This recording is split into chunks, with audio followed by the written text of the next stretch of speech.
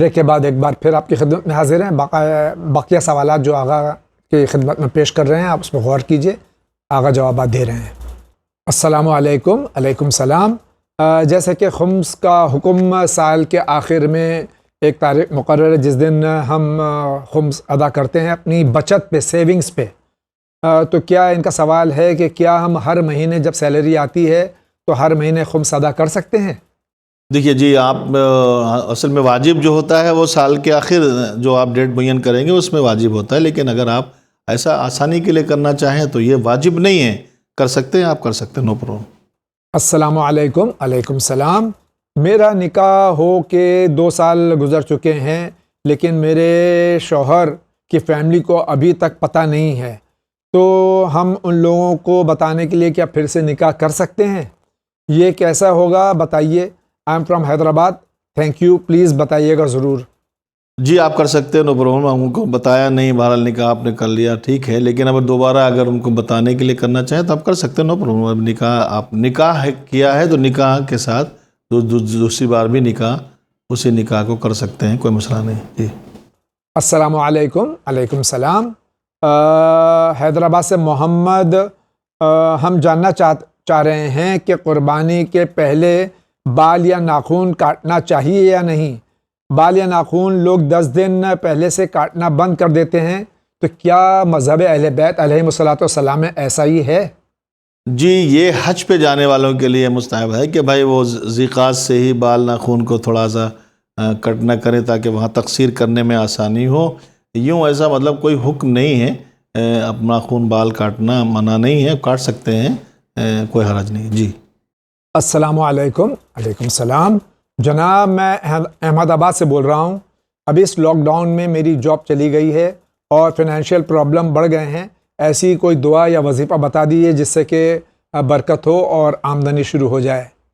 جی خداوند کریم سے ہم دعا کرتے ہیں، چونکہ یہ اس وقت لاک ڈاؤن کا سلسلہ ہے، بہت سارے لوگ جو ہے وہ جاب لیس ہو گئے ہیں، ان کی پریشانیاں بڑھ گئی ہیں. پروردگار ان کی پریشانیوں کو دور کرے اور جو جاب پہ ہیں ان کو بھی جو ہے آسانیاں فراہم کرے. تو جو لوگ جاب کر رہے ہیں کمپنی والوں کے، بہتر یہ ہے کہ حکومت نے بھی اپیل کیا تھا کہ ان کو نہ نکالے، لیکن ہو سکتا ہے، ہم نہیں معلوم کیا مجبوریاں ہوں، مگر بہرحال اگر جن کی جاب چلی گئی ہے خداوند کریم کی میں دعا کرتا ہوں کہ ان کی جاب دوبارہ ملے.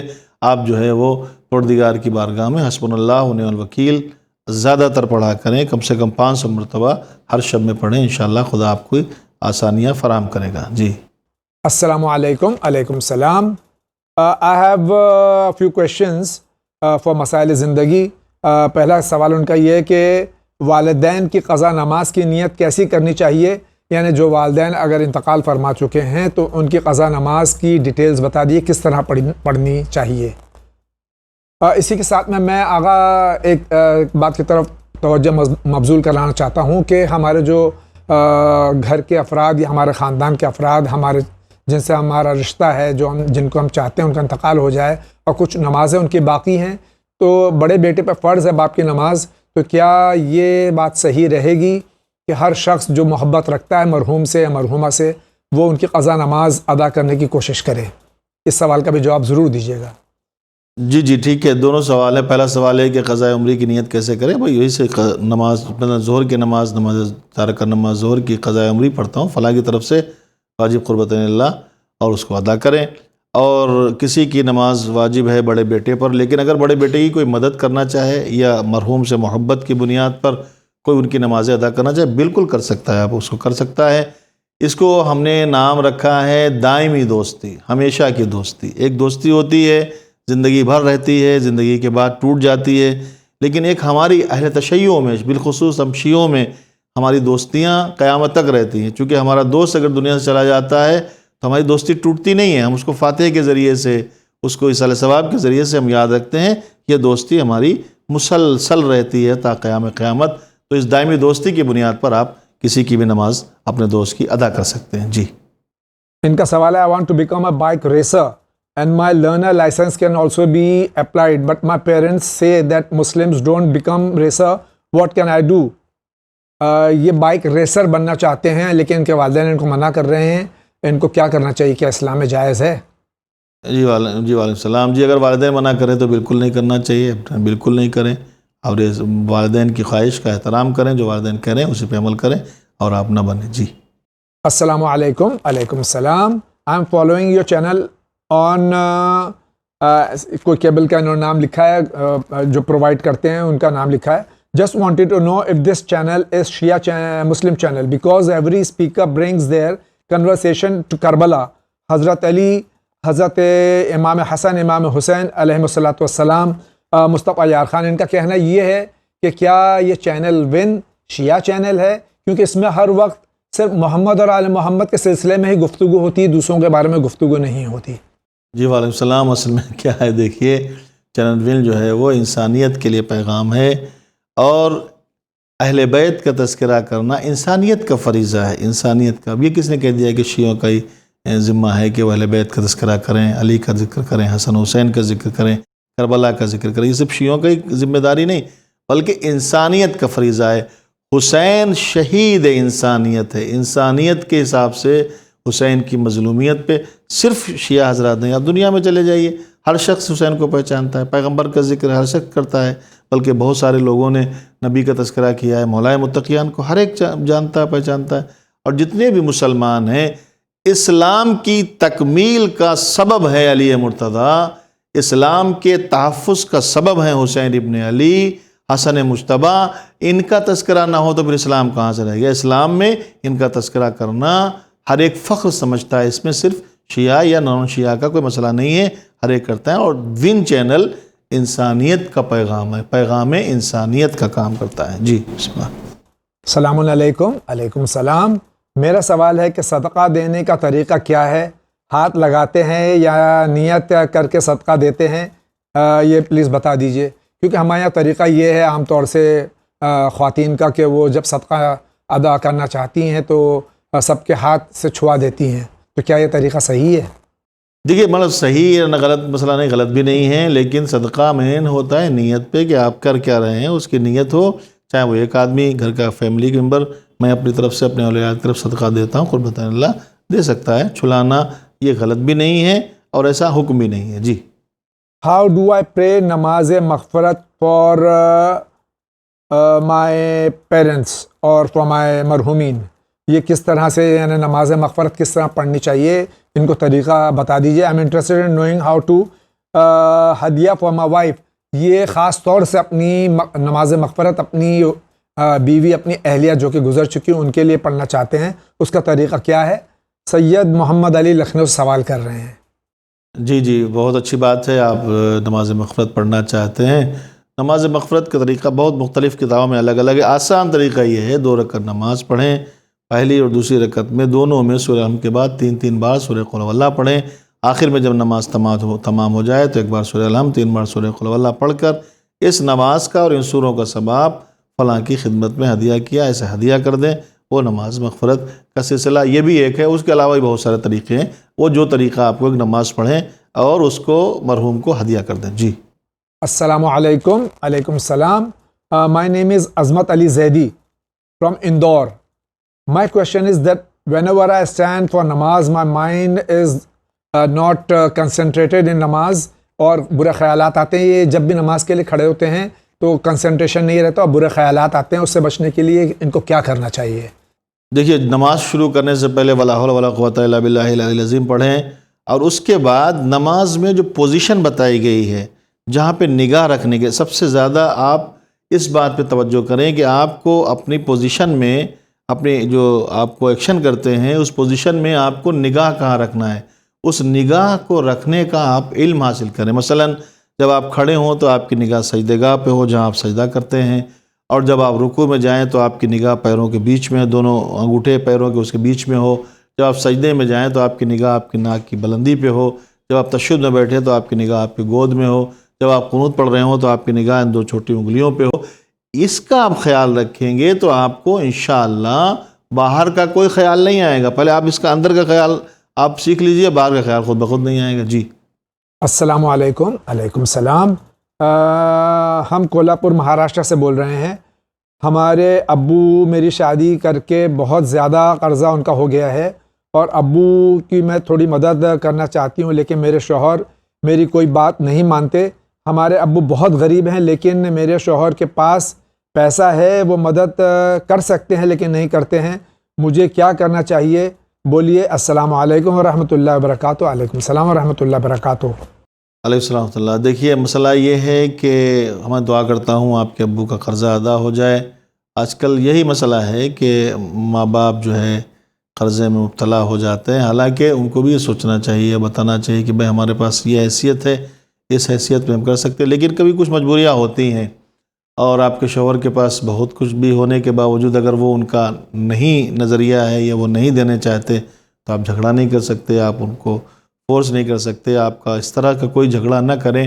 ہاں ان سے ریکویسٹ کریں، آپ ان کو کنوینس کریں، اگر وہ کنوینس ہو جائے تو دے دیں، ان سے کوئی جھگڑا نہیں کر سکتے۔ یا آپ خود کوئی کمائی کماتی ہیں یا خود اپنی کوئی نجی کمائی ہے، اس میں سے آپ اپنے والدین کی مدد کر سکتے ہیں۔ جی السلام علیکم۔ علیکم السلام۔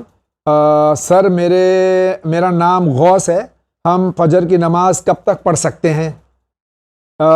میں قرض سے بہت پریشان ہوں، قرض ختم ہونے کے لیے کوئی دعا بتا دیجیے۔ دونوں ایک ہی سوال، ایک ہی شخص سے ہیں، جواب دے دیجیے آپ۔ جی نماز کا ٹائم ٹیبل موجود ہے، آپ جس ایریے میں رہتے ہیں اس ایریے میں ٹائم ٹیبل دیکھ لیں، جو سورج نکلنے سے پہلے تک نماز فجر کا وقت رہتا ہے، سورج نکلتے ہی نماز فجر کا وقت صبح صادق سے لے کر طلوع فجر تک رہتا ہے، بیچ میں کبھی بھی آپ نماز پڑھ سکتے ہیں۔ بہتر ہے کہ صبح صادق کے قریب پڑھیں تو زیادہ ثواب ہے۔ دوسری بات ہے قرض کے سلسلے میں، قرض آپ کے پروردگار عالم سے دعا کرتا ہوں کہ قرض آپ کا دور ہو جائے، ادا ہو جائے، محنت کریں، مشقت کریں، والدین کی خدمت کریں، اور اس کے بعد جو ہے قرآن کی تلاوت میں بالخصوص سورہ واقعہ کی تلاوت نماز عشاء کے بعد کریں، خدا آپ کے قرض کو ادا کرے گا۔ جی بسم اللہ۔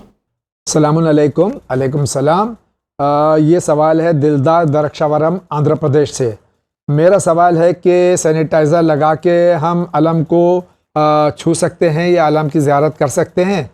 جس سینیٹائزر کا جو سلسلہ ہے، دیکھیے اس میں استعمال ہونے والی چیز اگر پاک ہے، سینیٹائزر پاک ہے تو پاک چیز کو ہاتھ میں لگا کے آپ علم کو چھو سکتے ہیں، نو پرابلم ہے۔ اگر آپ کو لگتا ہے وہ نجس ہے تو آپ نہ چھوئیں، لیکن اگر وہ پاک ہے، سینیٹائزر کی الگ الگ قسمیں ہیں، جو سینیٹائزر اسپرٹ یا جس کو پاک کہا گیا ہے، جو ڈاکٹر الکوہل جو ہوتی ہے اس کے لیے پاک کہا گیا ہے، اگر وہ پاک ہے اور آپ کو یقین ہے کہ وہی والا ہے جو پاک ہے تو آپ چھو سکتے ہیں، اگر پاک نہیں ہے تو پھر آپ نہیں چھوئیں۔ جی لگائیں کیوں؟ السلام علیکم۔ علیکم السلام۔ آپ سے درخواست ہے کہ ایک چھوٹی سی درخواست ہے، اگر ممکن ہو تو کیا آپ قرآن مجید پڑھنے اور سکھانے کی ایک چھوٹا سا پروگرام شروع کر سکتے ہیں؟ آج کل خاص طور پر جبکہ زیادہ تر لوگ گھر پر ہی ہیں لاک ڈاؤن کی وجہ سے، اس طرح کے پروگرام کا کافی فائدہ اٹھا سکتے ہیں، اور جو لوگ قرآن پڑھنا نہیں جانتے یا اصلاح کرنا چاہتے ہیں اپنے قرآن مجید کی، ان کے لیے بہت فائدہ مند ہوگا۔ بے حساب دعاؤں کے ساتھ قدسیہ عابدی علی گڑھ سے سوال کر رہی ہیں۔ جی ہاں جی، آپ نے جو فرمایا کہ قرآن مجید کا کوئی سلسلہ تلاوت کا یا تعلیم کا شروع کریں، انشاءاللہ ہم آپ کے پیغامات کو ایڈمن تک پہنچا دیں گے، جو یہاں کے انتظامیہ ہیں ان تک پہنچا دیں گے، انشاءاللہ کوئی نہ کوئی راستہ نکلے گا۔ ویسے بھی بہت سارے پروگرام ہوتے ہیں اور ممکن ہے کہ اس درمیان میں بھی کچھ اور پروگرام نیا ہو تو ان سے میں آپ کی بات پہنچا دوں گا انشاءاللہ۔ السلام علیکم۔ علیکم السلام۔ میں انور حسین لے سے، میرا یہ سوال ہے کہ میں کچھ سال پہلے گلیشیئر میں 4 مہینے بیٹھا تھا، میرے ساتھ پورا گھر، یعنی میرا پورا پریوار، میرا خاندان کے افراد تھے، گھر کے لوگ تھے۔ میرا مسئلہ یہ ہے کہ وہاں پانی ملنا مشکل تھا، وضو کے لیے کیول ایک ہی ڈبہ تھا جس میں برف پگھلا کے، آگ پہ برف پگھلا کے ہم وضو کرتے تھے، وہاں مٹی بھی نہیں ملتی تھی جس سے کہ تیمم کیا جا سکے۔ میری نماز قبول ہو گیا نہیں، کیونکہ وہ ڈبہ جو برف کا تھا اس کو ہر طرح کے لوگ مسلم استعمال کرتے تھے۔ پلیز رپلائی ضرور دیجیے گا۔ دیکھیے وضو کے لیے شرطوں میں ایک شرط یہ ہے کہ وضو کا پانی پاک ہو، مباح ہو۔ مباح کے معنی ہے کہ کسی کا چھینا ہوا نہ ہو، پاک کے معنی وہ نجس نہ ہو۔ اگر آپ کو یقین ہے کہ وہ پانی پاک ہے تو آپ وضو کریں، چونکہ برف سے پگھلایا ہوا پانی تو پانی ہو جاتا ہے نا۔ لیکن اگر آپ کو یقین نہیں ہے کہ وہ پانی پاک تھا تو آپ کا وضو نہیں ہوا، تو چونکہ وضو نہیں ہوا اس لیے آپ کی نماز نہیں ہوئی. تو جو نماز نہیں ہوئی اس کی آپ اعادہ کیجئے. اگر آپ کو یقین ہے کہ جب آپ نے وضو کیا ہے تو وہ پانی پاک تھا تو آپ کا وضو بھی ہو گیا، آپ کی نماز بھی ہو گئی. اگر اس پانی کے پاک ہونے کا یقین نہیں ہے اور یقین ہے کہ وہ نجس تھا تو پھر آپ کی نماز نہیں ہوئی، چونکہ وضو ہی نہیں ہوا، اس لیے نماز آپ اعادہ کریں. جی دوبارہ پڑھیں. السلام علیکم. علیکم السلام. میرا نام آصف ہے اور میں کرناٹکا سے ہوں. میں آپ کے چینل روز دیکھتا ہوں. یہ چینل صرف ہمارا نہیں، آپ کا بھی چینل ہے، ناظرین کا چینل ہے یہ. میری بہن ایک مسئلہ ہے، یوزلیس اس کے سسرال والے اسے بہت تکلیف دے رہے ہیں اور ڈیورس کی بات کر رہے ہیں اور میری بہن کو تکلیف دیتے ہیں. کچھ وظیفہ یا دعا بتا دیجیے جس سے ان کا گھر آباد رہے اور ایسی نوبت نہ آئے اور وہ تکلیف سے بچ جائیں. جی میں دعا کرتا ہوں کہ وہ تکلیف سے بچ جائیں، خدا ان کو ان کے گھر کو آباد رکھے، اس کو ٹوٹنے نہ پائے، پروردگار عالم اس کو آباد رکھے. سورہ رحمان کی تلاوت کریں، انشاءاللہ آپ کے لیے اچھا ہوگا. السلام علیکم. علیکم السلام. میرا سوال یہ کہ جب ہم نماز ظہر اور عصر پڑھتے ہیں تو سورہ حمد یا کوئی اور سورہ زور سے زیادہ آواز میں کیوں نہیں پڑھتے؟ اس میں صرف من میں ہی کیوں پڑھتے ہیں؟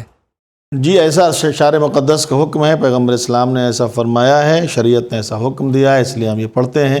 رموز شریعت کیا ہیں؟ وہ شریعت میں خود جو ہے پروردگار اور پیغمبر کے درمیان میں ہے یا معصومین کے درمیان میں ہے، لیکن ہمیں چونکہ شریعت کا حکم ایسا ہے اس لیے ہم ایسا کرتے ہیں. جی السلام علیکم. علیکم السلام. میرا نام ذاکر حسین رضوی ہے. میرا سوال یہ کہ کیا ہم معصومین علیہم الصلاۃ والسلام یا اہل بیت علیہم الصلاۃ والسلام کے لیے سورہ فاتحہ پڑھ سکتے ہیں؟ میں اس میں اضافہ کر دوں کہ کیا ہم ان کے لیے قرآن مجید یا دوسرے اور جو مستحبات ہیں اس کو ادا کر سکتے ہیں؟ دیکھیے دونوں چیزوں میں فرق ہوتا ہے کہ ایک جو ہے عام انسان کے لیے کسی چیز کا ہدیہ کرنا، اس کا نظریہ الگ ہوتا ہے، چونکہ اس پہ کیسے ہدیہ کرتے ہیں.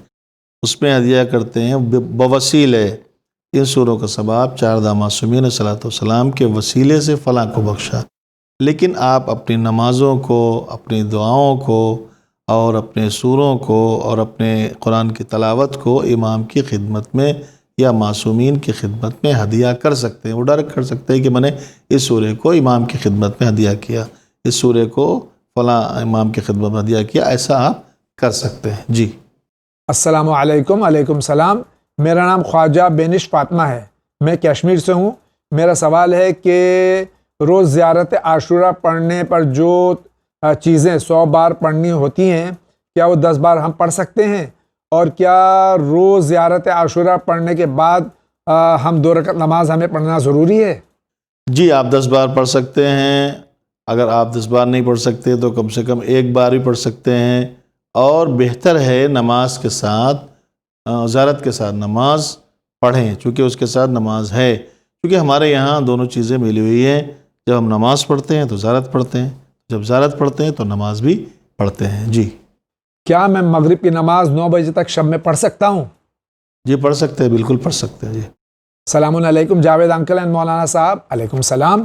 میرا پہلا سوال ہے کہ کیا حضرت محمد صلی اللہ علیہ وآلہ وسلم کا سایہ نہیں تھا؟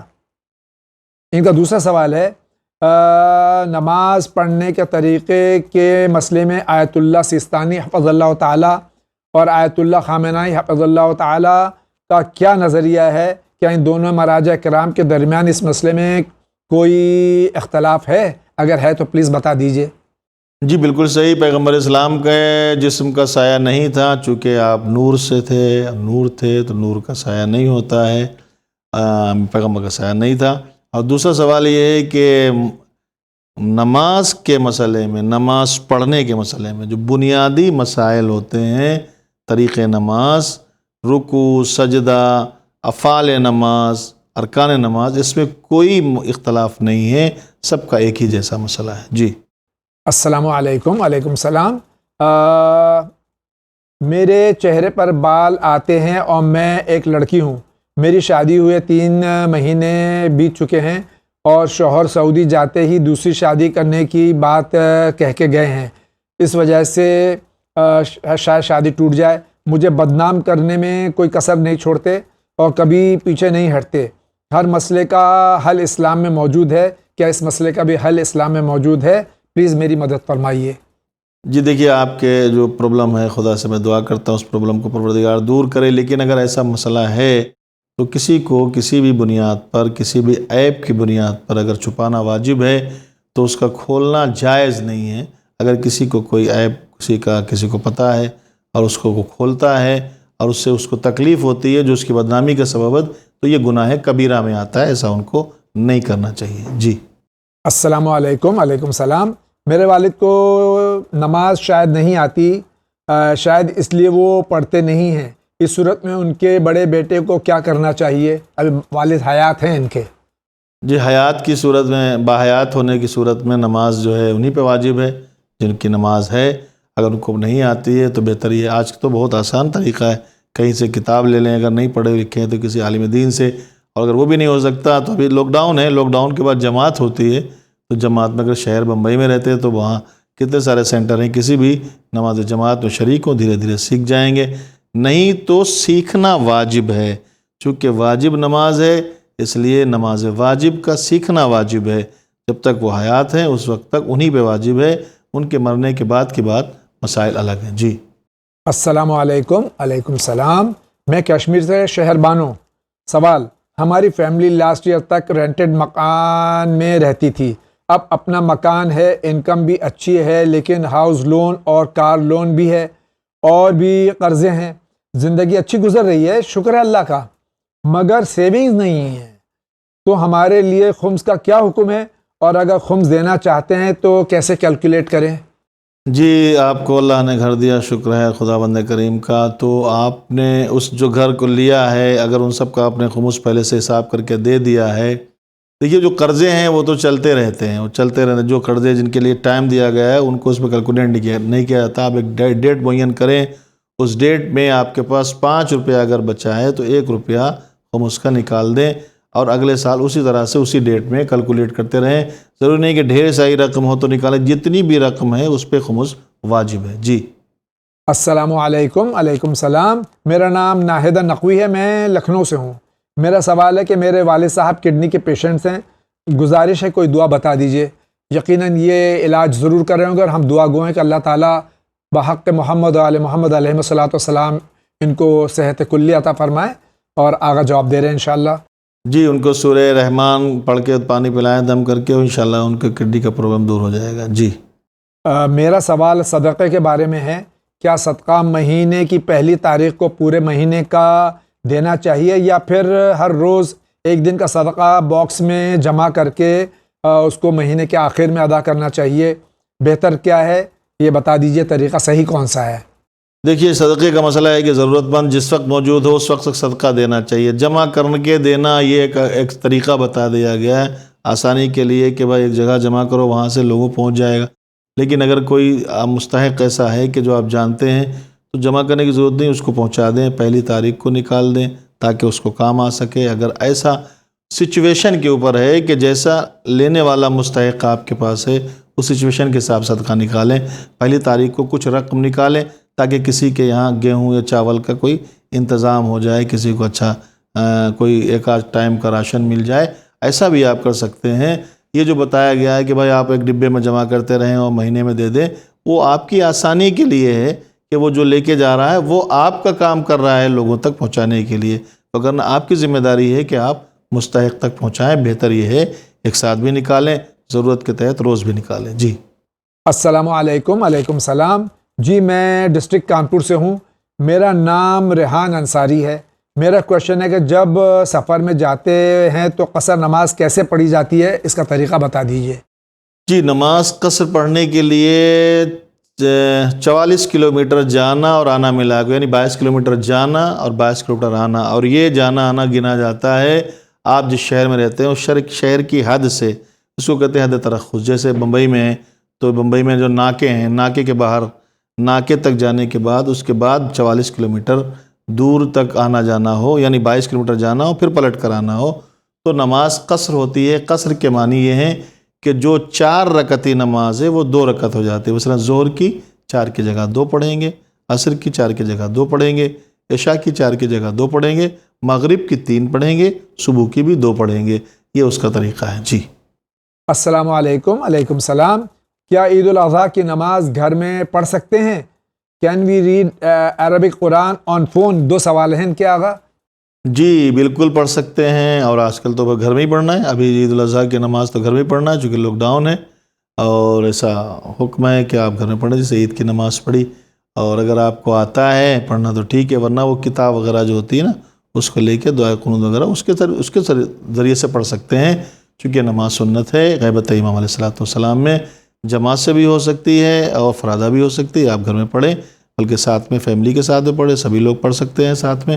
اور دوسرا یہ ہے کہ فون پہ قرآن مجید پڑھ سکتے ہیں، پڑھ سکتے ہیں، بالکل پڑھ سکتے ہیں۔ جی السلام علیکم۔ علیکم السلام۔ میرا نام نایاب حسین بنگلورو سے۔ میرا سوال ہے کہ حضرت اسماعیل علیہ السلام سے لے کر رسول اللہ صلی اللہ علیہ وآلہ وسلم تک جتنے بھی نبی ہیں، ان کے درمیان میں کوئی نبی آیا تھا یا نہیں آیا تھا؟ اس زمانے کے لوگوں کی ہدایت کیسے ہوتی تھی اگر نبی نہیں آیا تھے؟ ذرا وضاحت کے ساتھ اس کا جواب دیجیے۔ والسلام، نایاب حسین بنگلورو۔ جی وعلیکم السلام ورحمۃ اللہ۔ جناب اسماعیل علیہ السلام سے لے کر پیغمبر اسلام تک بہت سارے انبیاء آئے ہیں، انہیں مشہور انبیاء ہیں۔ دیکھیے انبیاء میں صاحب شریعت نبی بھی ہیں، حضرت ابراہیم کے بعد حضرت موسیٰ صاحب شریعت ہیں، حضرت عیسیٰ صاحب شریعت ہیں، اس کے بعد پیغمبر ہیں۔ درمیان میں بہت سارے حضرت لوط آئے اور کئی سارے سلیمان آئے، کتنے سارے جناب اسحاق و یعقوب، کتنے سارے پیغمبر آئے، بہت سارے نبی آئے ہیں۔ اور لکل قوم ہاد، ہر قوم کے لیے ایک ہادی ہے، یہ قرآن مجید نے کہا ہے۔ اور بغیر ہدایت کے پروردگار کوئی زمین کو چھوڑتا نہیں ہے، ہر جگہ کوئی نہ کوئی ہادی ہے، اور یہ اللہ کا اصول ہے کہ ہدایت کرنے والا ہر زمانے میں رہے گا۔ اب یہ اور بات ہے کہ مصلحت کے تحت ظاہر نہ ہو کے پردے غیب میں رہے، لیکن آج بھی ایک ہادی پردے غیب میں ہے جو وارث پیغمبر اسلام ہے۔ جی السلام علیکم۔ علیکم السلام۔ یہ طویل سوال ہے، میں آپ کی خدمت میں آگاہ پیش کر رہا ہوں۔ سوال یہ کہ اسلام میں شوہر کی بہت مرتبہ ہے، یہاں تک کہ کہا جاتا ہے کہ غیر اللہ کو اگر سجدہ ہوتا تو شوہر کو ہوتا، تو شوہر کے لیے جو یہ حکم ہے، مولانا یہ بتائیے کہ شوہر کسی بھی طرح کی جہالت والی بات کرے اور اگر بیوی غصہ ہو جائے اس کے جہالت والی بات پہ تو دونوں کے بیچ میں ناراضگی ہو جاتی ہے۔ شوہر اپنی بہن کو بیوی سے پہ ترجیح دیتا ہے اور بیوی کو بالکل ڈومینیٹ کرتا ہے، اور جب بیوی اس بات پہ غصہ ہوتی ہے پھر بیوی ہی سوری بولتی ہے، میری اس ڈر کے مارے کہ میری عبادت قبول نہیں ہوگی۔ کیا عورت کو کچھ بھی کہنے کا حق نہیں ہے شوہر سے؟ اگر ناراض ہو جائے اس کو جواب بھی نہیں دے پاتی کیونکہ اس کو یہ کہا جاتا ہے کہ عبادت قبول نہیں ہوگی۔ یہ سمجھ میں نہیں آتا کہ عورت بھی تو عزت دار ہوتی ہے، اس کی بھی عزت ہوتی ہے، اس کی عبادت کیوں نہیں قبول ہوتی ہے، اور شوہر کی ہی بات کو کیوں زیادہ ترجیح دی جاتی ہے؟ یہ کانپور سے سوال ہے ایک محترمہ کا۔ دیکھیے ہوتا کیا ہے، کسی چیز کا مس یوز نہیں ہونا چاہیے۔ دیکھیے اختیارات اپنی جگہ پہ ہیں، مراتب اپنی جگہ پہ ہیں، مرتبے اپنی جگہ پہ ہیں، لیکن کسی چیز کا مس یوز نہیں ہونا چاہیے کہ اگر شوہر کو پتہ ہے کہ بھائی چلو ہماری ایک فضیلت پروردگار عالم کی بارگاہ میں ہے، سجدہ اللہ کے علاوہ اگر کسی کو ہوتا شوہر کو ہوتا، تو ایسے شوہر بھی تو ہوں۔ اب ایسے شوہر ہوں، سجدہ خدا کے علاوہ کسی کو ہو تو ایسا شوہر ہونا چاہیے نا۔ شوہر کے بھی ذمہ داریاں ہوتی ہیں کہ وہ بھی حقوق زوجہ ادا کرے۔ دیکھیے دوسری بات یہ ہے کہ جو آپ کی عبادت قبول نہیں ہوگی یا خدا ناراض ہوگا، وہ اس کا مسئلہ یہ ہے کہ اگر آپ حقوق زوجیت ادا نہ کریں، اس کے بارے میں مسئلہ الگ ہے، لیکن شوہر کو بھی یہ اختیار نہیں ہے کہ اپنے اختیارات کا مس یوز کرے، یا ساس کرے یا شوہر کرے یا ماں کرے یا بھائی کرے، نہیں۔ ہر ایک کا ایک خانہ ہے، ہر ایک کو اپنے خانے کے اندر رہنا چاہیے، اور جامع سے باہر ہونے سے مطلب آپ سمجھتے ہیں کیا ہوتا ہے، کسی کو نہیں ہونا چاہیے۔ سب کو اختیار، سب کی عزت کرنا چاہیے۔ عزت کے لیے یہ ہے کہ جتنی آپ سامنے والے کی عزت کریں گے اتنی سامنے والا آپ کی عزت کرے گا۔ کسی کو ڈومینیٹ کرنا، کسی کو نیچا دکھانا، یہ کسی کو اونچا نہیں کرتا ہے۔ آپ کو ایک لکیر کو چھوٹا کرنا ہے تو کیسے کریں گے؟ ایک لکیر اگر کھنچی ہوئی ہے اس کو آپ کو چھوٹا کرنا ہے تو کیسے کریں گے؟ تو جو لوگ جو ہے ڈومینیٹڈ نیچر کے ہوتے ہیں وہ کیا کریں گے؟ اس کو تھوڑا مٹا دیں گے اوپر سے یا نیچے سے، چھوٹی ہو جائے گی۔ نہیں، جو لوگ عقل مند اور ہوشیار ہوں گے اور جو متدین لوگ ہوں گے وہ اس کو مٹائیں گے نہیں، بلکہ اس کے برابر میں ایک بڑی لکیر کھینچیں گے۔ تو جو بڑی لکیر آ جائے گی تو چھوٹی لکیر خود بخود بڑی لکیر جو تھی وہ چھوٹی ہو جائے گی۔ اس لیے آپ اپنے کیریکٹر سے کچھ بتائیے نا۔ اس طرح سے آپ کسی کو ڈومینیٹ کر کے اپنی عزت کرائیں یا اپنے بڑے ہو جائیں یہ اپنے بہت ہو جائے، یہ شریعت اجازت نہیں دیتی ہے. اگر کوئی اس کا مس یوز کرتا ہے تو گنہگار ہے. جی السلام علیکم. علیکم السلام. اللہ آپ کو دونوں جہان میں فتوحات اور کامیابی سے نوازے. اللہ سب کو کامیابی اور فتوحات سے نوازے. الہی آمین. میرا نام مبشر خان ہے. میرا سوال ہے کہ اسلام اتنے فرقے بن چکے ہیں اور سب اپنے کو اہل حق کہتے ہیں، یعنی ناجی کہتے ہیں، اور دوسروں کو کافر کہتے ہیں. الحمدللہ پوری دنیا میں کسی شیعہ عالم نے آج تک کسی غیر شیعہ مسلمان کو کافر نہیں کہا. یہ میرا دعویٰ ہے اور آغا اس کی تصدیق فرمائیں گے. تو ہر آدمی اپنے آپ کو یعنی کہتا ہے، دوسرے کو کافر سمجھتا ہے. مہربانی بتائیے اس مسئلے کا حل کیا ہے. اور میرا ایک اور سوال ہے کہ کیا جہاد کب فرض ہوتا ہے؟ جی دیکھیے، واقعی یہ ایسا ہے، مسلمان اپنے کو مسلمان سمجھنا، دوسرے کو کافر سمجھنا، یہ ہمارے یہاں نہیں ہے. فقہ جعفریہ میں اہل تشیع جو امامیہ فرقہ ہے، جو 14 معصومین کے ماننے والے ہیں، ان میں سے کبھی کسی کو کوئی نہیں کہتا کسی مسلمان کو کافر ہے، ہم ہی مسلمان ہیں فلاں کافر ہے. اس کے بہت سارے واقعات ہیں. کچھ ایسے نان مسلم سے، مثلا عیسائی جو پڑھے لکھے تھے، انہوں نے جب اسلام قبول کرنا چاہا تو ہر فرقے کے پاس گئے، ان سے پوچھا، دوسرے کا ذکر کیا تو انہوں نے کہا وہ تو کافر ہے، میں مسلمان ہوں. پھر اس کے پاس گئے، اس سے کہا وہ تو کافر ہے، میں مسلمان ہوں. آخر میں آ کے وہ شیعہ عقائد کے جو عالم تھے یا جو لوگ تھے، ان سے جب ملے تو ان سے پوچھا ان فرقوں کے بارے میں، آپ کیا کہا کہ وہ بھی مسلمان ہیں، ہم بھی مسلمان ہیں. تو اس نے لکھا کہ ایک ہی یہ فرقہ دنیا میں ہے کہ جو مسلمانوں کو مسلمان سمجھتا ہے، خود کو مسلمان سمجھنے کے ساتھ ساتھ دوسرے کو مسلمان سمجھتا ہے. یہی ایک بڑائی ہے. ہم کسی کو کافر نہ کہتے ہیں، نہ ایسی اجازت ہے. ہم سب کو جو مسلمان ہیں، کلمہ توحید و کلمہ رسالت پڑھنے والے ہیں، مسلمان ہیں. دیکھیے، رہی بات ایمان اور کل ایمان اور صاحب ایمان، وہ الگ مسائل ہیں، لیکن مسلمان کو کافر نہ کہا جاتا ہے، نہ کہہ سکتے ہیں. ہمارے یہاں ایسا کچھ نہیں ہے. دوسرا سوال آپ کا جو تھا، غالباً آپ نے جہاد کے بارے میں پوچھا تھا. جہاد کا مسئلہ یہ ہے کہ جہاد آج کے دور میں، غیبت امام کے دور میں، جہاد اکبر واجب ہے، جہاد اصغر نہیں واجب ہے. جہاد اکبر اور اصغر میں کیا فرق ہے؟ جہاد اصغر جو تلوار سے ہوتا ہے، میدان جنگ میں ہوتا ہے، اور میدان جنگ میں جہاد کرنے کے لیے نبی یا امام کی اجازت ضروری ہے. یہ ہمارے فرقہ اہل تشیع کے عقائد کی بنیاد پہ ہے کہ کسی بھی میدان میں اسلام کے نام پر جہاد کرنے کے لیے معصوم کی اجازت ضروری ہے. معصوم جس سے کوئی غلطی نہیں ہو سکتی، اس لیے اجازت ضروری ہے کہ اس کی اجازت سے ناحق خون نہیں بہے گا، ظلم نہیں ہوگا. وہ ہوگا جہاد اصغر. اس دور میں چونکہ کوئی معصوم موجود نہیں ہے، اس لیے آپ پر فردن جہاد اکبر واجب ہے، جہاد اصغر نہیں. جہاد اکبر کہتے ہیں اپنے نفس سے جہاد کرنا، خواہشات سے جہاد کرنا. شریعت اور خواہش کے بیچ میں آپ کھڑے ہیں. شریعت کہتی ہے یہ کرو، خواہش کہتی ہے یہ کرو، تو خواہش سے جہاد کر کے شیطان اور خواہش کو مات کر دے کر شریعت کی طرف چلے آنا. آج جہاد اکبر واجب ہے، یعنی نفس سے. جہاد اصغر جب معصوم آئیں گے یا معصوم موجود ہوں گے تو معصوم کی اجازت سے ہوتا ہے. عید الاضحیٰ کی آمد ہے.